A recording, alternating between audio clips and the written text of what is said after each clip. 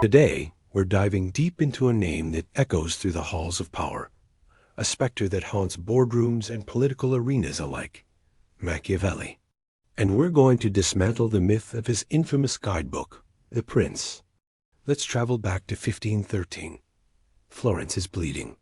In a world where empires could vanish overnight, where loyalty was a currency and betrayal the daily exchange rate, Niccolo Machiavelli wrote his manual. He wasn't inventing deceit. He was simply codifying survival.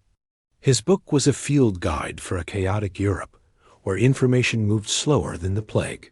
In that deafening silence, fear became a tool. Every tyrant, from ancient kings to modern dictators, has understood what neuroscience would later confirm. Fear sharpens attention, but it absolutely cripples reason.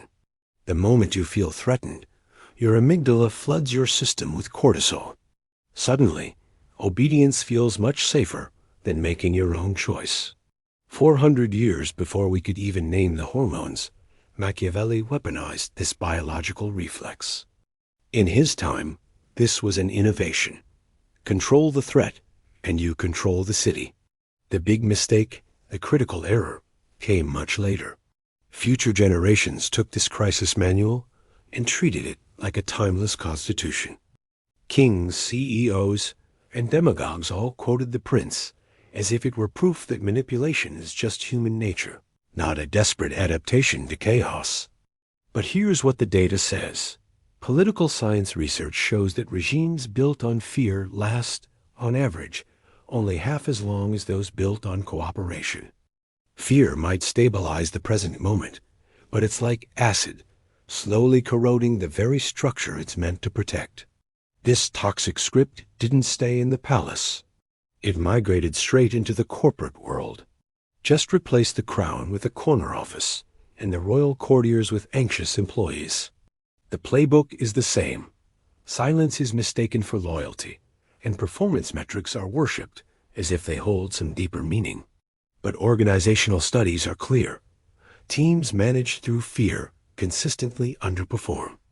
In contrast, teams built on trust are 37% more creative and have 28% higher retention.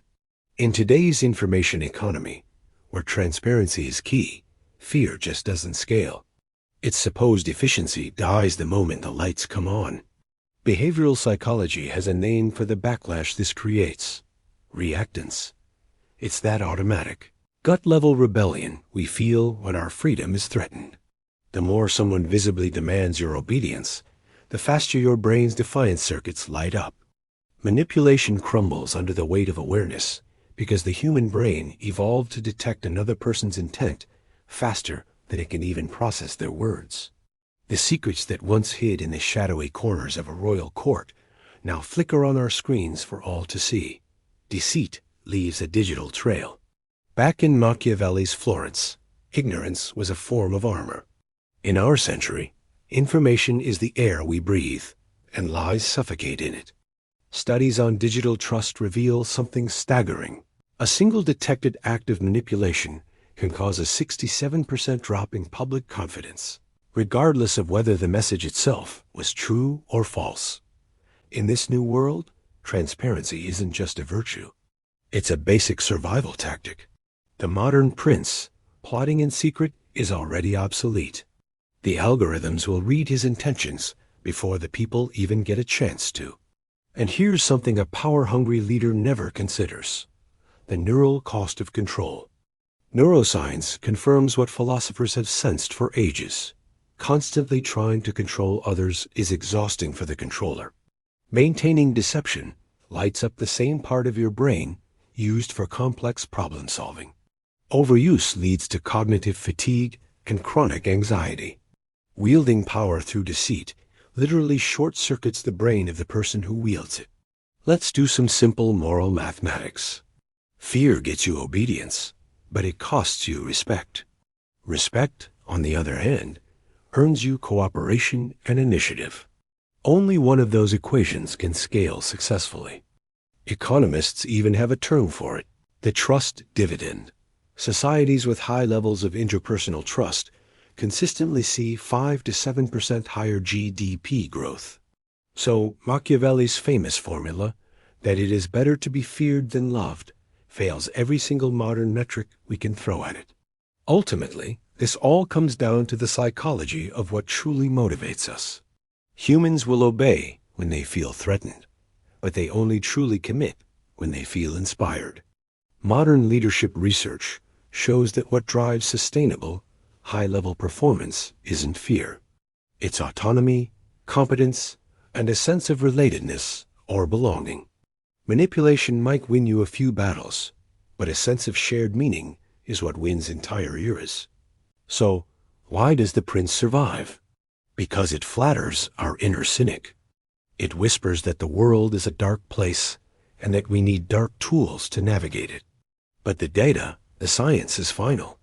Fear erodes our ability to think, deceit erodes trust, and both of them poison the manipulator first. The prince was never a timeless archetype of power. It was a symptom of an age of ignorance. And as awareness spreads across the globe, its crown is dissolving into information dust. The age of the prince ends when every subject can see the palace walls from the inside. Let's get even more granular and look at the neuroscience of manipulation. Machiavelli intuited something that modern labs have now proven. Fear literally rewires how we make choices. When your amygdala, your brain's fear center, fires up, your prefrontal cortex, the seat of reason, basically dims its lights. Research on fear circuits shows that our threat responses bypass conscious thought by nearly 150 milliseconds. In a world of swords and daggers, that split-second reaction could save your life. But in a world of keyboards and contracts, it destroys your judgment. The manipulator relies on this built-in biological lag, trigger anxiety, capture attention, and then dictate the reaction. It's a trick that still works, but only briefly, until awareness comes flooding back. This power game runs on a cocktail of hormones, cortisol and dopamine. The person being controlled feels a temporary sense of relief, while the controller gets a rewarding dopamine hit. But hormones are like debt. They borrow focus from your future to pay for the present moment. Neuroendocrinology studies show that prolonged spikes in cortisol actually shrink the volume of your hippocampus, which impairs your memory and your ability to regulate emotions. In other words, manipulators are burning out their own hardware. Fear might get you followers, but they'll be followers who remember the pain you caused, not the purpose you claim to have. And what about empathy? The neurologist Antonio Damasio discovered that emotion isn't a distraction from reason. It's the very foundation of it. When your brain's empathy circuits are active, your decision-making accuracy actually improves because you're better at predicting social outcomes. The detached Machiavellian approach severs this vital connection. People who suppress their empathy start to misread social cues, overestimate their own dominance, and drastically underestimate the potential for backlash. This is why tyrants so often misjudge the mood of the crowd. They can no longer feel their own reflection in the people they rule. Humans are contagious. I'm not talking about viruses, but emotions and actions.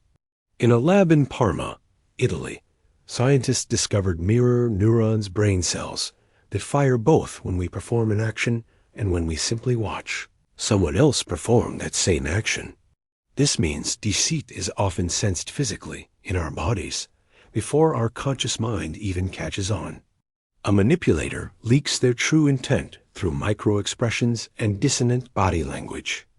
The more someone practices control, the more visible that tiny tremor of inauthenticity becomes. Evolution has literally built a lie detector into our capacity for empathy. This leads us to what social psychologist Dacher Keltner calls the power paradox. Having empathy helps you gain power, but once you have power, it starts to diminish your empathy. Brain scans confirm this. As a person's sense of dominance rises, their mirror neuron activity quiets down. Their social comprehension literally declines. This is how the manipulator becomes neurologically blind to subtle feedback, creating an illusion of invincibility right before their inevitable collapse. History calls this hubris. Neuroscience calls it hypoempathy. And then there's the addiction to control. MRI studies show that just anticipating dominance activates the same reward circuits in the brain as a winning bet at a casino. Manipulation is chemically addictive. Each successful deception reinforces the compulsion to do it again. But like any addiction, you build a tolerance. It takes more lies to get the same thrill. Eventually, the controller's baseline mood becomes one of constant threat vigilance, a perpetual stress loop. They end up winning arguments, but losing sleep. Modern power isn't a pyramid. It's a network.